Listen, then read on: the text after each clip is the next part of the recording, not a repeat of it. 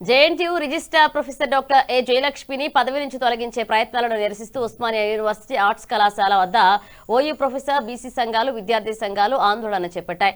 ఈ సందర్భంగా మాట్లాడుతూ కేవలం 45 రోజుల క్రితమే బాధ్యతలు స్వీకరించిన డాక్టర్ జయలక్ష్మిని రాజకీయ కారణాలతో తప్పించేందుకు ఒత్తిడి తేవడం సరికాదన్నారు। ప్రతిభ అర్హతల ఆధారంగా నియమితులైన అధికారులను లక్ష్యంగా చేసుకోవడం ఉన్నత విద్యా వ్యవస్థకు మంచిది కాదు అన్నారు। ఎలాంటి స్పష్టమైన ఆరోపణలు లేకుండానే ఆమెను తొలగించే ప్రయత్నాలు అన్యాయమని విమర్శించారు। ప్రభుత్వం చేస్తున్న ప్రయత్నాలను విరమించుకోకపోతే సీఎం రేవంత్ రెడ్డి సైతం ముట్టడించడానికి వెనకాడబోమని హెచ్చరించారు।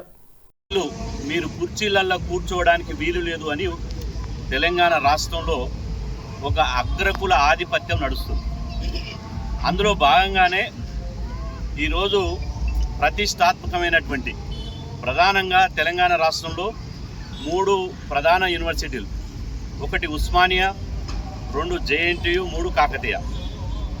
ఈ 3 యూనివర్సిటీలలో బీసీలుగా మా జనాభా దామాష ప్రకారం ఇవాళ అర్హత ఉండి రెక్టార్ కానీ, రిజిస్ట్రార్ కానీ, డైరెక్టర్ కానీ, ప్రిన్సిపల్ల నియామకాలు కానీ, అదేవిధంగా వైస్ ఛాన్సలర్ నియామకాల్లో కానీ సామాజిక న్యాయం కావాలని మేము మొదటి నుంచి అన్ని విద్యార్థి సంఘాలుగా మేము పోరాటం చేస్తూ వస్తున్నాం।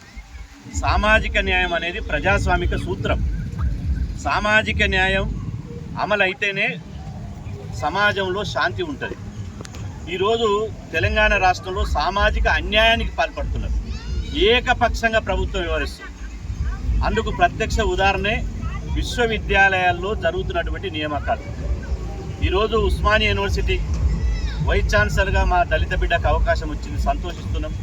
కానీ రిజిస్టర్గా ఒక నరేష్ రెడ్డి గారిని పెట్టారు।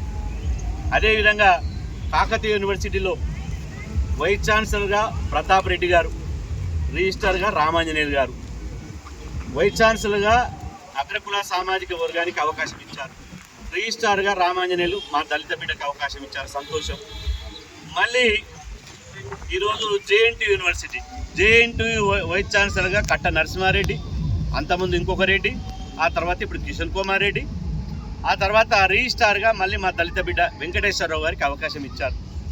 ఓకే, ఈ 3 యూనివర్సిటీలలో వైస్ ఛాన్సలర్లు, రిజిస్ట్రార్లు 2 సామాజిక వర్గాలకు ఇచ్చారు, సంతోషమే। కానీ మా వాటా ఏది అంటే బీసీ ప్రొఫెసర్లు అర్హత ఉండి కూడా ఇవాళ కులమే, బీసీ కులమే అనర్హతగా మారిందనడానికి ఈ నియామకాలే ప్రత్యక్ష సాక్ష్యం।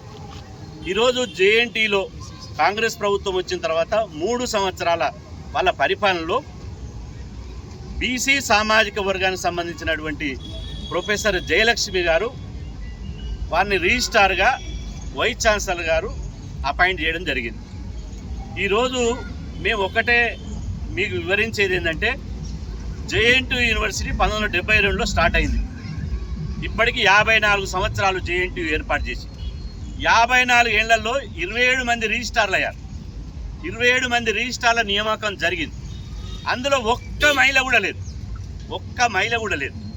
సావిత్రిబాయి పూలే చదువు నేర్పి చాకలైలమ్మ స్ఫూర్తి ఉన్నటువంటి ఈ తెలంగాణ గడ్డ మీద ఒక్క మహిళా యూనివర్సిటీ రిజిస్ట్రార్ కాలే।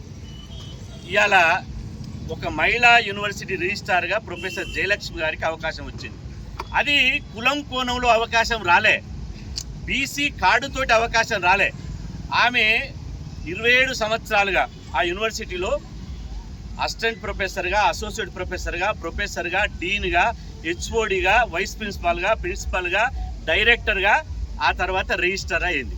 ఇది ఒక పద్ధతి ప్రకారం, ఒక నియమాల ప్రకారం, యూనివర్సిటీ నామ్స్ ప్రకారం ఆమె రిజిస్టర్ అయింది। దీన్ని ఓర్వలేనటువంటి ప్రభుత్వంలో ఉన్నటువంటి కొంతమంది పెద్దలు అనొచ్చు, వాళ్ళని గద్దలనొచ్చు, వాళ్ళు ఇమీడియట్లీ ఈమె బీసీ కులానికి, బీసీలలో కూడా మోస్ట్ బ్యాక్వర్డ్ క్లాసెస్, ఇప్పటి వరకు చట్టసభలో అడుగుపెట్టినటువంటి కులం, ఇప్పటి వరకు ఎమ్మెల్సీ లేరు, ఎమ్మెల్యే లేరు, మంత్రులు లేరు, జడ్పీడీసీ లేరు, జిల్లా పరిషత్ చైర్మన్ లేరు। ఆమె ఇలా సగర ఉప్పర కులానికి సంబంధించినటువంటి ఈ ఆర్ట్స్ కాలేజ్ ముందర నిలబడి కులం పేరు చెప్పొద్దు, కానీ తప్పదు। ఒక సగర ఉప్పర కులానికి సంబంధించిన ఒక ఆడబిడ్డ, ఆమె కేపబుల్, ఆమె ప్రతి